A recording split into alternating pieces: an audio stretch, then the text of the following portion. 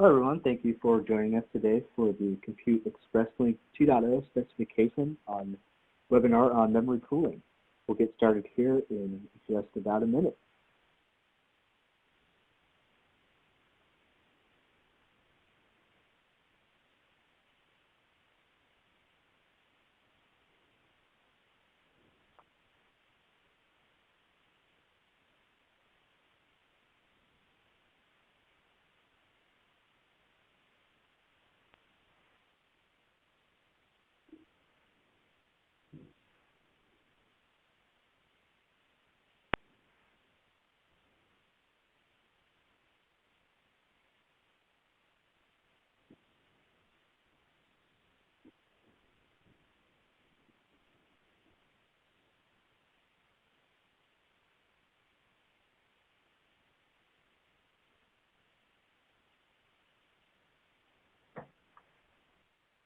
Good morning, everyone.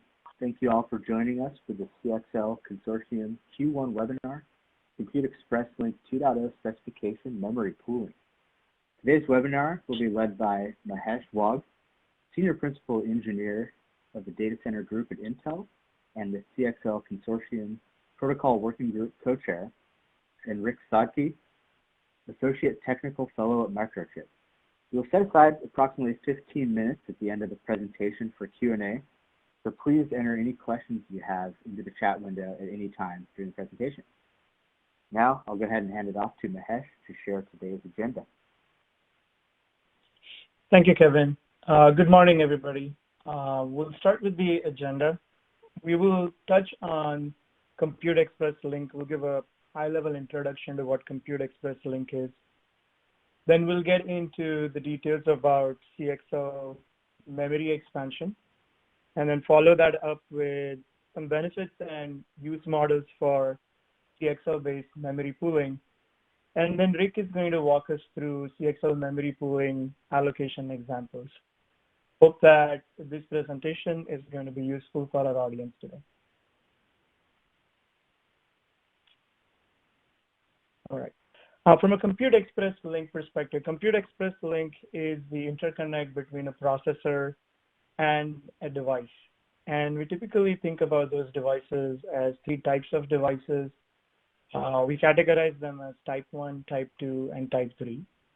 Type 1 devices are caching devices or accelerators. An example of a caching device that participates in the cache coherency protocol would be an accelerator. A type 2 device is an accelerator that is doing some amount of dense computation. And this type of a device participates not only in the CXL.cache, which is the cache coherent protocol, but also CXL.mem, which is a CXL memory protocol. This particular device has both caching implemented on the device, as well as that device memory is mapped into the system address space for the processor in the host physical address space. And that way, that's the device that we call type 2 device. For today's topic, we're going to be focusing on type 3, which are memory buffers. It is an expansion capability for providing more memory bandwidth, more memory capacity, and introducing different types of memory devices, high-performance memory devices or storage class memory devices. So when it's a type 3 device, you have a processor with its local attached memory.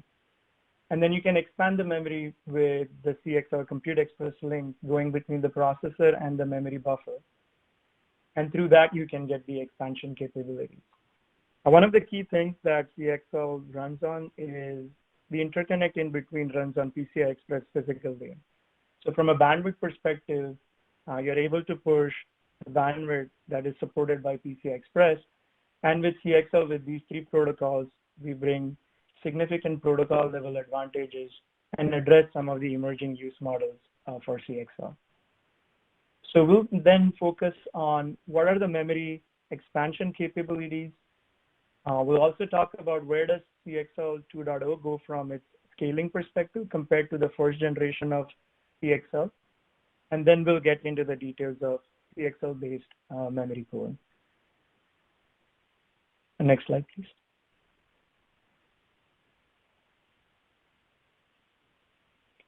So if you look into the taxonomy of a data center, you have an SoC interconnect and then the processor interconnect. The processor interconnect is where you connect multiple processors together and the devices to that processor. CXL 1.1 was focused on single node connecting the processor and the devices, including memory expansion devices, to a given node. With CXL 2.0, we extend the reach of CXL at the rack level, and now you're able to have multiple nodes that are able to pool resources, in this case, memory, between those resources. And you can do that with the introduction of CXL 2.0 switches and what is called CXL single logical devices or multiple logical devices, and get the scaling for these devices through the CXL 2.0 switch. Next slide. All right. So we'll first touch upon the memory expansion with CXL 2.0 switch. So in this case, in this example, we're showing a host on the left side. So that's the CPU with a CXL link coming out of that CPU connecting to a switch. So the first level of expansion that you get with the CXL 2.0 switch is fan out. You can connect many CXL devices below a CXL 2.0 switch and get the ability to scale your memory capacity by adding more devices. Now, in this example on the left side, we're showing a host with one CXL link coming out of it, a CXL 2.0 switch, and then 4 CXL devices connected behind that. These CXL devices could be high-performance memory. These could be storage class devices. A couple of additional things that CXL 2.0 brings along with that is the ability to support hot plug, software-managed hot plug of these devices.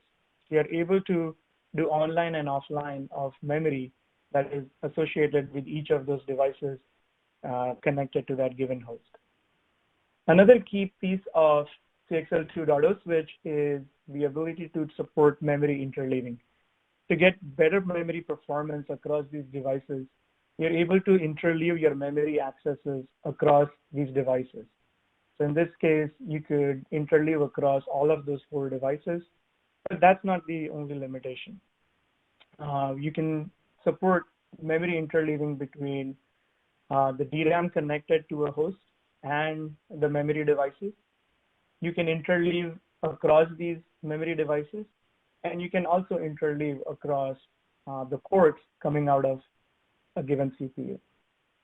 The right side of the picture is showing an additional level of scaling where you can, for every link that comes out of a host CPU, you can attach a CXL 2.0 switch and provide the scaling that way. So in that example, we're showing, you got to 6 devices, each switch supporting 3 devices coming out of that switch. In that example, you have the same capabilities to support managed hot plug. You're also able to support interleaving across the 2 links coming out of the host and subsequent interleaving going across the devices. So that's just memory expansion with CXL 2.0 switching. In both of these examples, we're still within the same within the same address space, which means you're running a single operating system image or a VMM image on that given host. And in this topology, everything is in a single address domain.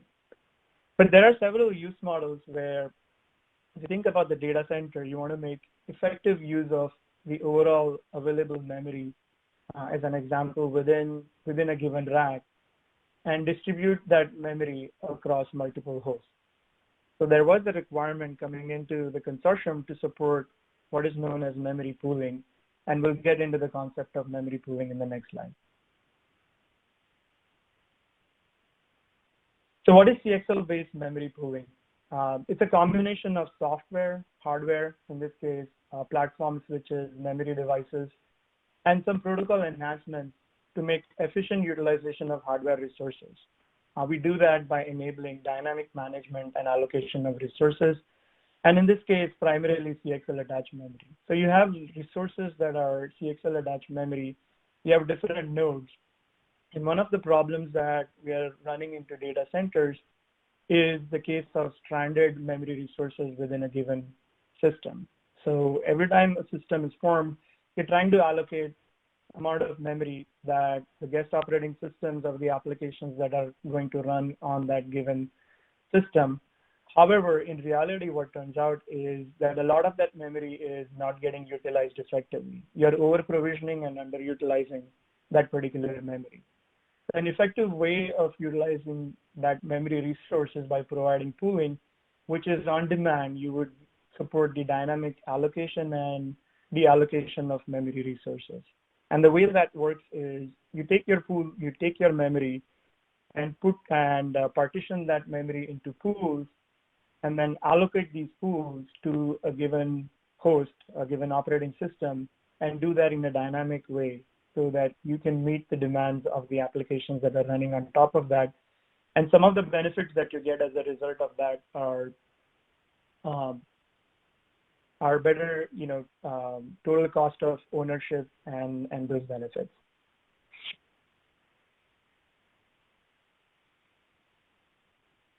Moving to the next slide.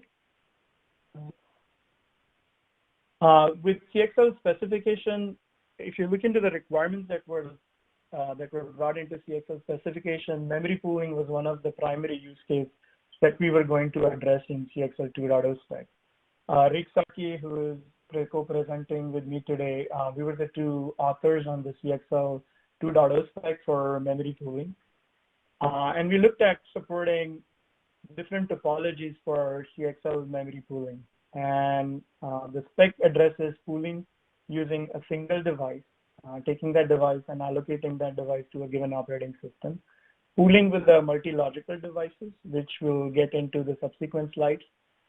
This talks about taking a single device and then support and partitioning the resources within that device and then allocating those resources to an operating system. And then for performance reasons, pooling without a switch. So supporting some schemes where you could do this pooling with a multi-ported device and some amount of circuit switching and be able to support it. Another key piece of memory pooling with CXL is a fabric manager. And this is an important piece because you need some sort of software and a system element that's responsible for orchestrating, which is providing configuration and control capabilities for supporting this pool of resources. So we'll start with some examples in the next slide for what pooling looks like.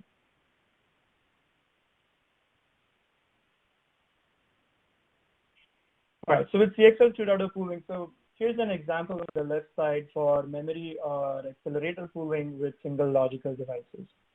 So in this example, we're showing a CXL 2.0 switch with 5 different hosts connected to that CXL 2.0 switch. Each host is a CPU and an OS or a VMM image that's running on that CPU, and we've color-coded them. So the brown one is H1, the blue one is H2, the magenta color is H3, so on and so forth. And you have a CXL 2.0 switch that is multi-host capable, in which case each upstream port of that CXL 2.0 switch is capable of connecting to a different operating system. And then connected below that switch are different devices. In this example, we're showing a device D1, D2, D3, D4, and D hash. And the topology is set up such that device D2 and D3 are now allocated to host 1, and device D1 is allocated to host 2, so on and so forth. So if you follow the colors, then it describes how the association of each device is to a given host. Now in this pooling, this is device 1 is a device with all of its memory resources. And in this particular pooling example, the fabric manager would come in, would establish a connection with the host, and each of those hosts will then inform the fabric manager about their requirements of memory capabilities and capacity that each of the hosts is requesting for. And the fabric manager then looks at its pool of resources and allocates those resources accordingly to each of those hosts. And in the left side example, that entire device is assigned and allocated to a given host. So D1, for example, with all of its resources, will be mapped to host 1. D2 and D3 with all of its memory resources would be allocated to host 1, so on and so forth. The example on the right side is showing a memory pooling with multi-logical devices. Now, a multi-logical device is a device that has additional capabilities where it can partition its memory resources and allocate those resources to different hosts. D1, for example, all of its resources are allocated to the same host. In the example of D2, its resources are partitioned, and a portion of its resources are assigned to host 1, and portion of its resources are assigned to host 3.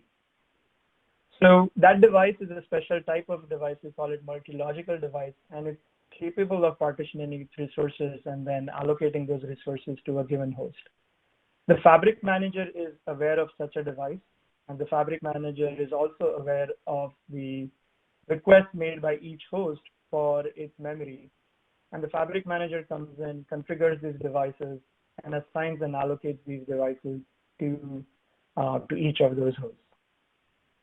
Now, if you move to the next slide, we'll show Sorry, what Mahesh. the view looks. Yes. But before we move on, there's a couple of relevant questions here you might want to cover. Okay. First one is, should each CXL MLD have its own configuration space? And can each MLD itself contain multiple physical and virtual functions? Yes. So if you hold on to that question, we'll dig deeper into that. But if you go back to one slide, yes, each of these devices needs to have its own configuration space. As a multi-logical device, when we talk about the logical device aspect of it, it looks exactly like a single logical device, in which case it has to have its entire configuration space, and it can also be a multi-function device. So there's no restriction of that only being a single function. And I'll cover that because we're going to get into the details of single logical device and multi-logical device. Any other questions? One more. Yeah. Does memory pooling enforce all memory types to be the same? The memory devices could be of different characteristics, HBM, DDR, PM, etc. So how does pooling work in such a case? Right. That's a good question. So from a specification perspective, there is no restriction for how one system fabric manager would allocate those resources. However, when a device advertises its capability, the device for every HDM range, for example, a device has 2 types of HDM ranges that it supports. For each of its device capabilities through CDAT, it advertises what its capabilities are. So what that means is what its sustained latency is going to be, the device characteristics type. And typically, we would expect that in a pooling to get a uniform performance, you're going to pool devices of the same memory type into a given pool, and then allocate that given pool for a given HDM range and use that. Because from a system perspective, you're trying to get a balanced system out. And for that case, you would stay away from mixing and matching memory of different types.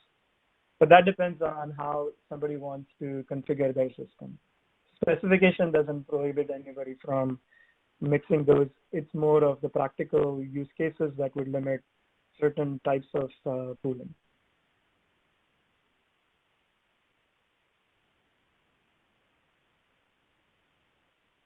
Okay. Can we advance to the next slide? Yeah, so this was showing an OS or a VMM view of CXL memory. So when an operating system or a BIOS loads up, you can see that the OS or the VMM only sees the devices that are assigned to that OS or that VM. So in this example, host 1 was assigned device D2 and D3. So when that particular operating system loads up, all it sees is a CXL 2.0 switch and the devices connected below it, and it can map its host physical address to these devices. The same thing for the host 1 connected to a multi-logical device. It only sees the devices that are assigned to it and only the portion of memory through those devices that is assigned to that given host. Okay, can we move to the next one? So this is an example of CXL 2.0 memory pooling without a switch. The left side image is the one that's showing a switch. It's only for some comparison purposes that we've kept that particular figure. One key thing to also note related to CXL 2.0 switching is that you can connect a CXL 1.0 device also behind a CXL 2.0 switch. So one of the key characteristics of a CXL 2.0 switch is that for backwards compatibility, it is expected to support CXL 1.0 devices as well. So that was a subtle point shown in the left side diagram. Just one second.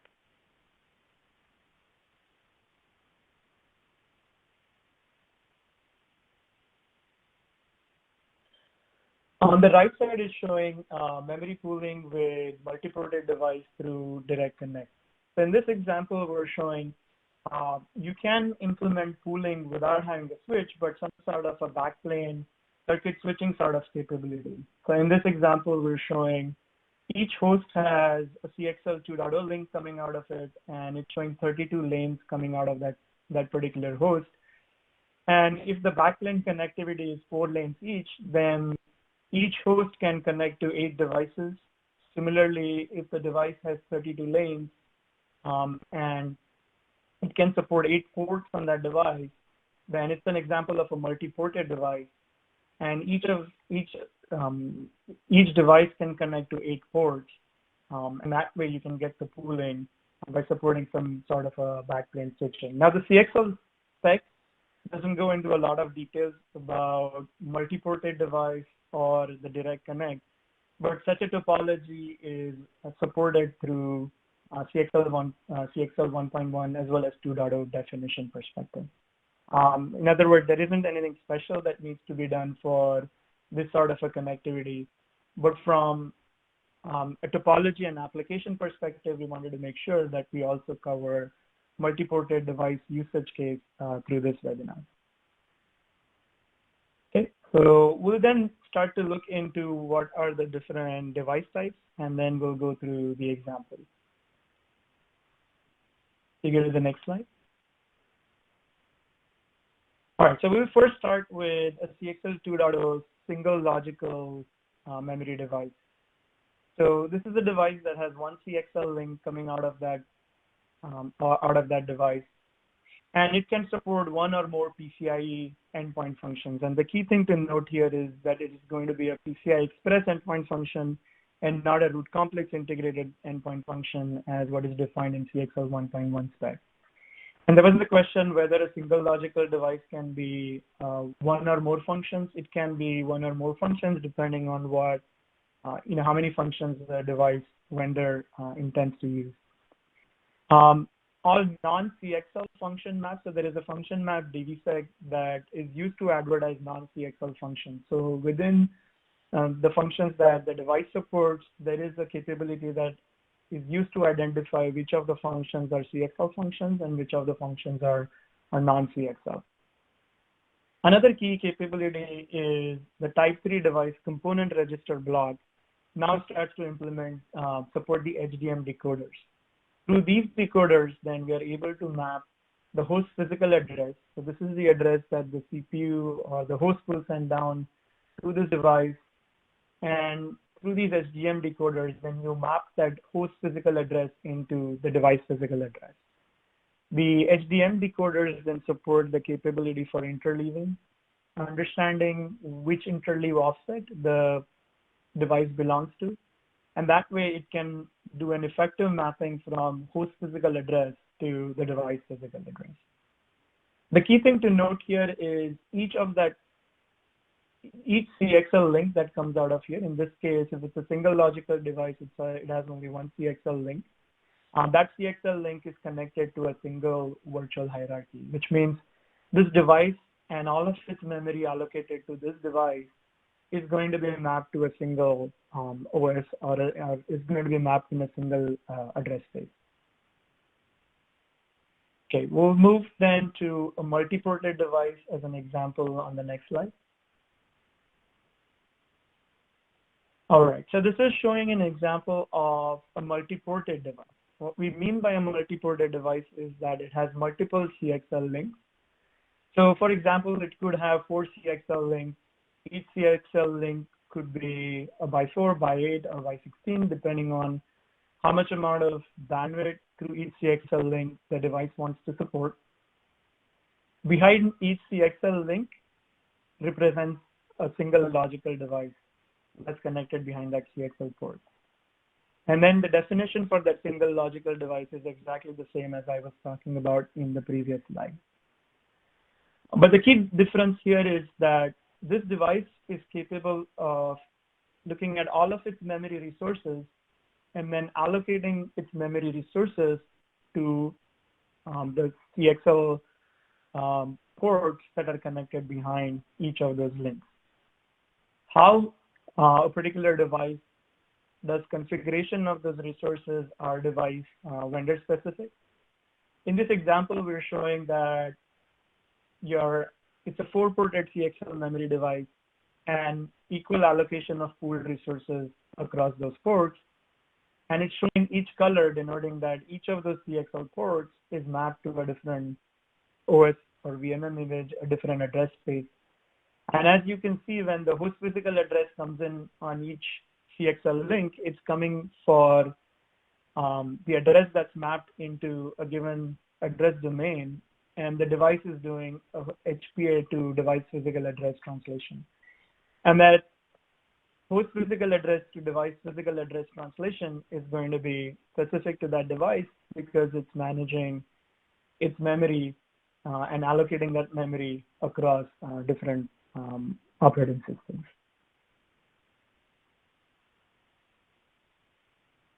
Okay.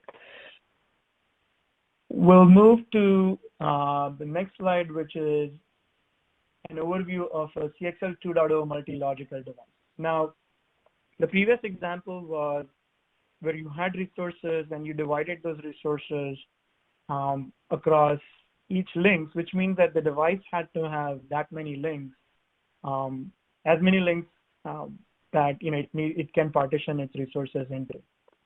What a multi-logical device supports is that you have one CXL link coming in, but then you're able to partition your resources behind that one link and allocate those resources to multiple OS images that are connected through a switch to that particular device. So we call this type of a device a pooled type 3 device. And architecturally, this device is capable of partitioning its resources into 17 partitions. 16 of those partitions can be used for assigning them for memory, as an example. So it can take all of its memory resources and partition up to 16 logical devices. And there is one special logical device that's known as the FM-owned LD, FM-owned Fabric Manager-owned logical device. The Fabric-owned logical device, it doesn't allocate any memory resources. It's only used for discovering this link, managing this link, and configuring this device, configuring the device resources and partitioning it across these memory resources. Now, each logical device is accessed through what's known as a logical device ID. So every time a CXL.io transaction is made to the device, that particular IO transaction is designated with a logical device number. When the request comes in, the device looks at the logical device number, and then through that it understands which logical device the access is coming in for, and then services that request. Similarly, each memory request comes in with a logical device number so that the device then understands which of those partitions the access is for, and then it maps it to that given logical device. So as shown in the example on the right side, we're showing device partitioned into 16 logical device, each partition identified with logical device number 0 through logical device number 15. The mapping of logical devices happens through the CXL 2.0 switch. And then the FM-owned LD is the one that comes in and through an FM API informs the device about how many partitions it needs to do. And then each partition discovers the HDM decoders, and the operating system running on each of those logical device identifies what capacity of memory is connected to that logical device, and then assigns the host physical address and any interleaving and any offset to each of those logical devices. So going back to, there was a question about, so if I take this example, each of these logical devices, for example, if a configuration request comes in, by that configuration request will be followed with a logical device ID number. In this case, let's say logical device number 0.config, and that config will try to access logical device number 0. This logical device could be a single function device. It could be a multi-function device. There's no limitation on how many functions that particular device can support. And behind that device, it can support a single type of memory, or it can support multiple ranges of memory. That depends on the device vendor. All right, so that was about a CXL 2.0 multi-logical device. I'll hand this over to Rick from this point onwards, and Rick will walk us through some of the allocation examples for how all of this works along with the CXL 2.0 switch. All yours, Rick. Sure. Sorry, just go back a slide, please. There was maybe a little clarification required. Each logical device appears to the outside world like an endpoint, in that it has its own configuration space. It can be multifunction, as Mahesh said. And in the case of a type 3 pooled memory controller, it supports .io, CXL.io traffic, as well as CXL.mem traffic. One question on this specific slide was, what are these IO decoders? What does that mean? Oh, I think what I was trying to show here is IO decoders is your configuration and your memory mapped IO decoders. So it's just showing that you have both the .io space, and I think you touched on it, as well as the .mem space, and all of the decoding is supported for that.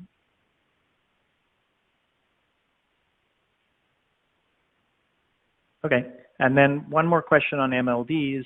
You mentioned partitioning resources between different hosts. And the question was, they're wondering about, is this just memory capacity, or are there other types of resources being partitioned? In CXL 2.0, we limited to only memory resources being partitioned across the hosts. So CXL 2.0 only talks about memory resources partitioning. Right, so from a resource perspective, it's only memory, but you can also do bandwidth allocation. And part of the MLD QoS, quality of service, allows allocation of different bandwidths and latency characteristics to different hosts, and that information is passed back as part of the specification. One question, will CXL memory be shared between two nodes? A CXL 2.0 is limited to memory pooling. CXL.sharing was looked into for when we were looking at the definition of CXL 2.0. And I think at that point it was pushed for CXL 3.0 as part of that consideration. So as of CXL 2.0, it's only limited to memory pooling, in which case when you pool and partition, that partition is only allocated to a given host. So sharing is something that has been pushed out for CXL 3.0. Okay, the last question was, will CXL support load store semantics? Will CXL support? Yes, CXL supports load store semantics. CXL.mem is an example of load store. We are able to access that memory similar to how you access system attached memory. Okay, I think that's the majority of the questions on these slides. Okay. Next slide, please. So Mahesh has done a great job of presenting the whys. Why do we need memory pooling? What's the value? As well as a good number of the what's. What does an MLD look like? What does a single logical device look like? And I'm going to go into a little more detail on the hows. How is it possible to implement pooling using the CXL 2.0 specification and the devices that are defined by it? And a critical component to it is really about the Fabric Manager connection. Fabric Manager is a control entity that manages the switch and the memory controllers. It can be an external BMC, an external CPU of some sort. It can be one of the hosts in the system, or it could be implemented with firmware internal to the switch. And we've got a number of questions on this topic. The most typical application is really that it's an external processor that's managing a lot more than just the CXL switch, and it has communication to the outside world. A Fabric Manager endpoint and the connection to the Fabric Manager is not required for many CXL systems, but in the case where you want to support MLD ports, as in a multi-logical device that has traffic associated with multiple hosts or virtual CXL switches, you must have a Fabric Manager. And if you want to do dynamic moving of resources, whether those are SLD components or memory within either a multi-port or an MLD component, you need a Fabric Manager to be able to do that. And the CXL 2.0 standard defines the standardized interface called the FM API that is used for the Fabric Manager to communicate with these devices. And the interface is actually quite simple and elegant. It's a very low-level command response protocol, but it's built on MCTP. And as a result, it doesn't matter what the physical interface is. It could be PCI Express, CXL.io, SM bus, Ethernet, USB, or in some instances where the Fabric Manager is internal, you just have a firmware protocol that passes MCTP packets between them. But in all cases, the commands are the same, the packaging within the MCTP packet is the same, and it's only the physical interface that changes. Another major concern that we had when developing the CXL 2.0 spec is to ensure that the Fabric Manager does not need to be performant. It's not responding to config cycles or for memory cycles, so it doesn't need to be a high-performance CPU, and you don't need a high-performance link in order to make it work. So it's a very flexible system that allows communication between the external controller and the system. And we'll go through some of the details on how that works. Next slide, please. So as I was saying, the Fabric Manager plays a critical role for supporting memory pooling, specifically around dynamic changes. Mahesh earlier commented that for initial configuration, often the Fabric Manager will get involved before the host boots, determine what devices are out there, produce the bindings so that once the host boots and does enumeration, it can find the devices that are allocated to it, including logical devices within an MLD. But for the rest of this discussion, we're going to talk more about the dynamic changes that happen after boot. And some of the responsibilities of the Fabric Manager are that anytime you have a resource in the system that is being shared, so if we're talking an MLD port the physical port is shared between multiple hosts, multiple virtual CXL switches. One entity has to do the error handling, configuration, status monitoring, all of the things associated with it. And in CXL, that entity is the fabric manager. So downstream ports connected to MLDs, including their PCI to PCI bridges, those are owned by the fabric manager. As we've seen on an MLD component, that one of the logical devices is used for configuration only. It does not pass CXL.memory traffic, and it is fabric manager owned so that it can configure the allocations between resources. And then unbinding and rebinding of logical devices within an MLD. We know that from the previous slides, an MLD can have up to 16 performant logical devices in it. Each of these can be bound to a single host.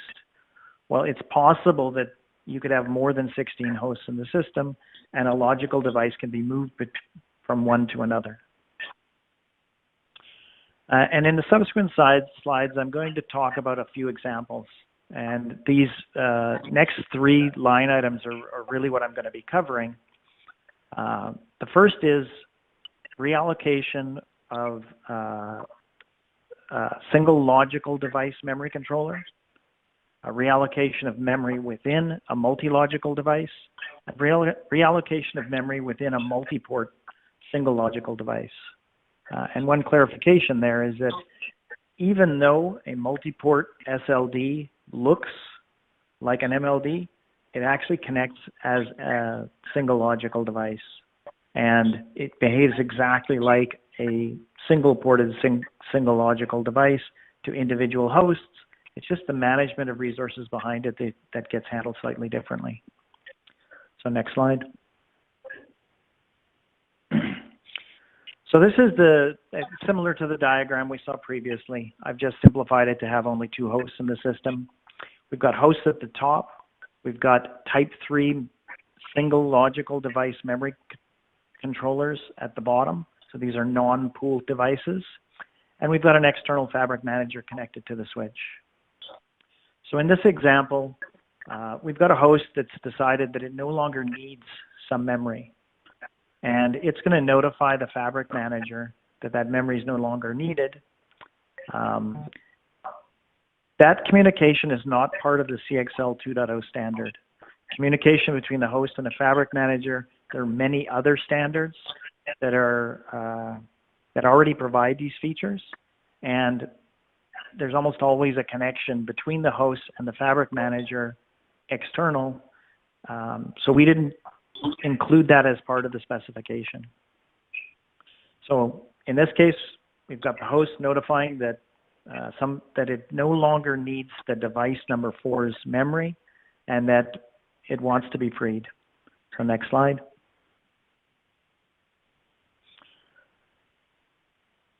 So now we have the fabric manager, and it uses the fabric manager API to pass a command, which is an unbind. It's going to tell the switch to unbind device number 4 from the virtual CXL switch associated with host number 2. In this case, the fabric manager doesn't need to tell the host anything. It's the switch's responsibility. And it's going to use that PCI Express managed hot remove mechanism, which is well established and easily handled, to request the D4 be removed. Host number 2 will unload the drivers, quiesce all traffic, and once the handshake is complete, device number 4 is now completely unbound. At this point, the fabric manager could go into D4. It could do accesses to it and ensure that either the memory's been wiped, in the case where I'm moving it from one host to another and I don't want to keep any of that additional memory. But it's also possible that host number 2 will have wiped that memory before it relinquished control. So at this stage, device number 4 is free and clear. memory has been wiped, it's ready to be moved to another host through another virtual CXL switch. Next slide, please. So using a very similar command, only this time it's the bind command. The Fabric Manager tells the switch to bind device number 4 to host number 1's virtual CXL switch. And again, very similar to the previous slide, we use PCIe managed hot add. The switch notifies the host that there's a link state change and a presence change. The host comes out, enumerates the device, finds out what its capabilities are, configures the HDM ranges in both the switch and the device, and then starts accessing it as if it's DRAM. And there was a number of questions earlier in Mahesh's presentation about latency and characteristics of the device. Well, as we said before, CXL uses PCIe style enumeration. Devices are found using PCIe discovery. The resources are allocated according to the HDM, and accesses are intended to be of DRAM-like speeds. So where a host would access its own DDR with a certain latency, if the devices are DDR, the latency through the system needs to be comparable. So I'm not going to give any latency numbers for a switch or a device, but the importance is that if the memory controller is DDR-based, latencies need to be low. If the memory device is storage class memory, then the systems could be built that are a little more complex, that have more latency to them, and you can still get viable performance. So next slide. So this is the previous diagram as well, but instead of using SLD components, we're now using MLD components. And we've got a number of memory controllers, and some of the memory has been allocated to the yellow host and some to the blue. Next slide. And again, similar to the previous example, the host notifies Fabric Manager that some D2 memory is no longer needed. Next slide. And whereas previously for the SLD, the Fabric Manager would tell the switch to do the reallocation. In this case, the Fabric Manager sends an MCTP command that is tunneled through the switch to the device. It targets the FM-owned logical device in the MLD component, and it tells it to do some deallocation of blue memory. This reallocation of blue memory causes the multi-logical device to update its coherent device attribute table, the CDAT, and that update results in an interrupt sent to the host, and the host now knows that my memory is now gone. It can no longer access that memory because the MLD component is responsible for enforcing security and ensuring that a device can't access memory that it hasn't been allocated. And it will update its HDM ranges so that it no longer even attempts to. Next slide. So very similar again to the previous example. The FM is going to send a tunneled MCTP command to reallocate some of the memory to the yellow host. The CDAT is updated. The device notifies the host. The host comes out and finds out what's changed, updates its HDM ranges, and then starts using the memory. So the important part of this is that no other traffic was stopped while these updates were in progress.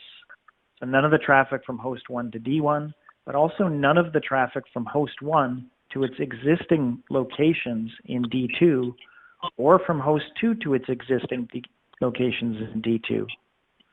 So traffic keeps moving while we're doing these updates.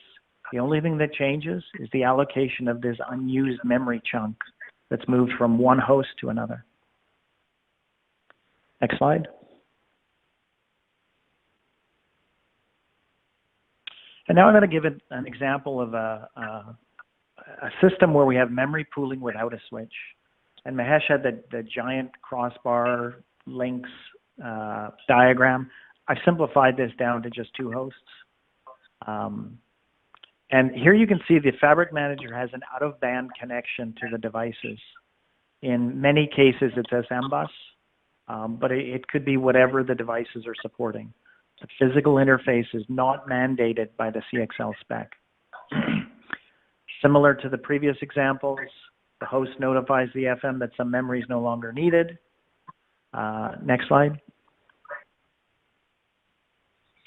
The CDAT gets updated. The host, the D2 notifies the host that something has changed. The memory is now free. Next slide. And then the Fabric Manager sends a new command to to the device, indicating that host number 1 should now be allocated that memory. One thing to note in this system is that the commands from Fabric Manager to multi-port Type 3 memory controllers is not part of the specification. These would be vendor-defined or vendor-specific implementations in CXL 2.0. The other thing to note is that although this looks like an MLD, it's really an SLD that has multiple ports, and the memory can be allocated between them. Each port looks like an endpoint, its own Type 3 memory controller, has its own configuration space, and its own performance parameters.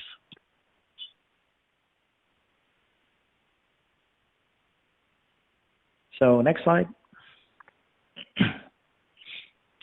So there are a few other Fabric Manager API features beyond what we've seen already: bind, unbind, and set the logical device allocations that allow the Fabric Manager to do some of the things we need to do in order to make memory pooling possible.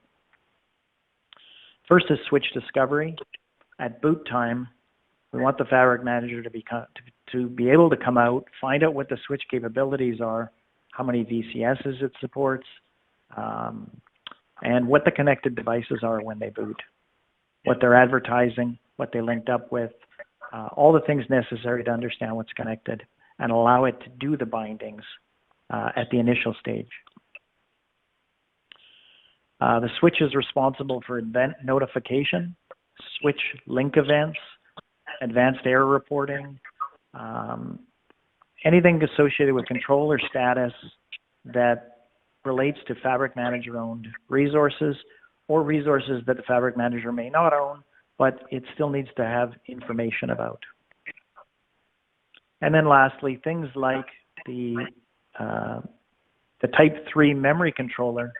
We mentioned earlier the quality of service parameters, the things that allow for bandwidth, latency characteristics, and that result in the memory controller giving information back to each host as to what those characteristics are. And the FM API allows all of these things to happen. So we've covered a fair amount of ground here on how memory pooling is supported using CXL 2.0. We've gone through how we can essentially perform disaggregation. We can have a giant pool of memory. We can allocate it to individual hosts or individual root ports, and we can dynamically change it. It's extremely powerful, and it's a systems that are being built today. It supports dynamic allocation and deallocation, and all of this amounts to a big savings in total cost of ownership. So that's the end of the presentation. My only other comment is that if you're interested in a lot more detail, please join the CXL Consortium. We've got a lot of training slides that go into a lot more detail on how all of this works and how these things look like, as well as getting access to the specifications. So I think we'll move now to questions. Yeah, and the only other thing I would add to that, Rick, is also your questions. We'll try to address as many as we have in the next 2 or 3 minutes. And for the others, we would have some way of getting the answers back to all of your questions. I think one question, Rick, is are there concerns about a CXL 2.0 switch being a single point of failure for multiple hosts? Is that concern handled at the system architecture level?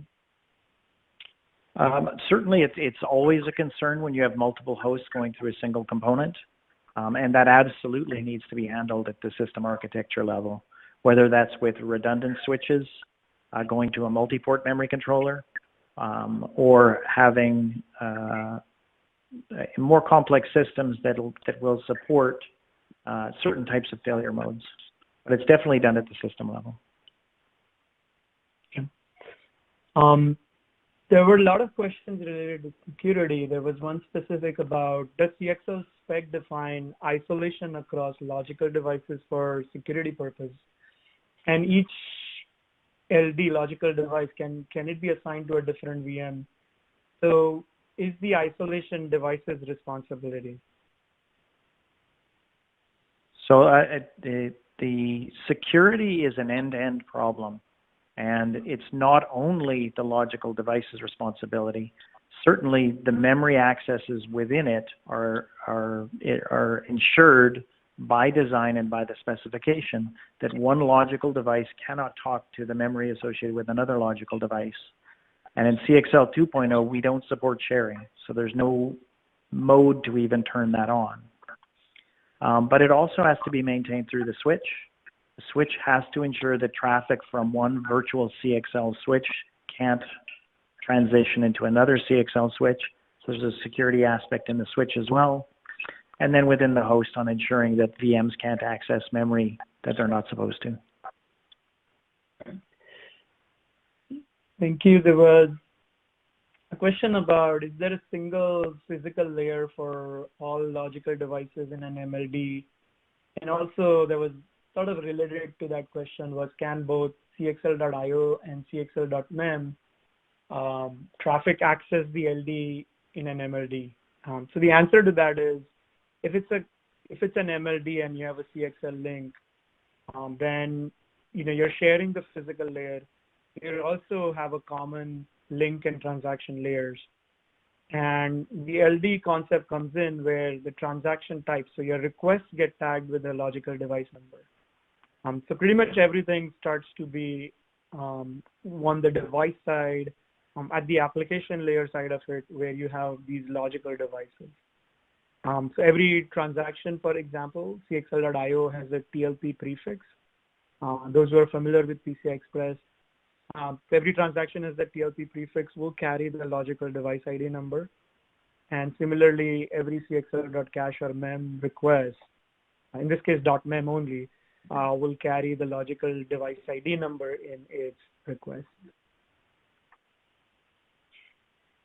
Maybe we could take just one more question. Can a multi-ported device be an MLD type with up to 16 LDs per port? Technically, yes, it could. We've only described multi-ported device being SLDs, but as we've seen before, it could be multifunction, it could be multi-LD. From the outside looking in, all we see is a CXL port. And at link up time is when the capabilities of the device are advertised. And the negotiation takes place to decide if both ends support an MLD, it'll come up as an MLD. If one of the sides only supports SLD, it will come up as an SLD. If one of the sides only supports CXL 1.0 or 1.1, then it will come up as CXL 1.1. And if both sides come up as PCI Express, we're going to be PCIe. Thank you, Rick. Looking at the time, we're at end of the hour. Yes. Thank you, everybody. Thank you for your time. Yeah, so we'll go ahead and wrap up today's webinar. Rick and Mahesh, thank you so much for your time and expertise. I want to let everyone know the recording will be available on CXL Consortium's YouTube channel, and we'll be uploading the slides to CXL Consortium website. That's computeexpresslink.org. And we'll also have a follow-up blog to answer some of the questions that we didn't have time to get to today. So thank you very much, everyone, for attending.